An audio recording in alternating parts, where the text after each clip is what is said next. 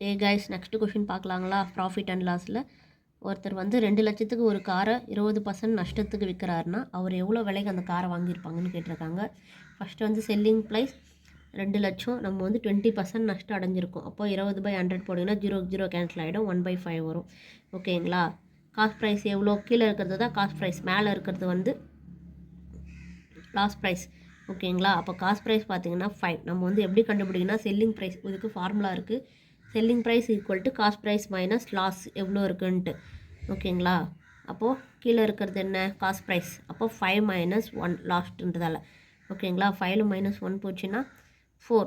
ஓகேங்களா? அப்போ ரேஷியோ எவ்வளோ? 4 ரேஷியோக்கு தான் நம்ம 2 lakhsன்னு கண்டுபிடிச்சிருக்கோம். ஓகேங்களா? அப்போது 1 ரேஷியோனா 2 லட்சத்துக்கு 1 போடுங்க, 50,000 வருங்களா? ஓகேங்களா? 3 ரேஷியோனா 1,50,000 வருங்களா? அப்போது 3 ரேஷியோனா 1 lakh வரும். 2 ரேஷியோனா 1 lakh வரும். அப்போ 1 ரேஷியோனா அதில் பாதி 50,000 வரும். ஓகேங்களா? அப்போ நம்ம கேட்குறது என்ன? 5 ரேஷியோ. ஏன்னா காஸ்ட் ப்ரைஸ். நம்ம கேட்குறது என்ன? அவர் வாங்கிய கார் விலை தான் கேட்குறாங்க. அப்போ நம்ம என்ன கண்டுபிடிக்கணும்? காஸ்ட் ப்ரைஸ் கண்டுபிடிக்கணும். கீழே இருக்கிறது தான் கண்டுபிடிக்கணும். இப்போ காஸ்ட் ப்ரைஸ் போட்டிங்கன்னா 5 ரேஷியோவா? அப்போது இந்த 5 ரெண்டுத்தையும் ஆட் பண்ணுங்கள். இப்போ 2,50,000. அவர் வாங்கின விலை என்ன? 2,50,000க்கு ஒருத்தர் கார் வாங்கி அதை 50,000 நஷ்டத்துக்கு 2 லட்சமாக விற்றுருக்காரு. ஓகேங்களா?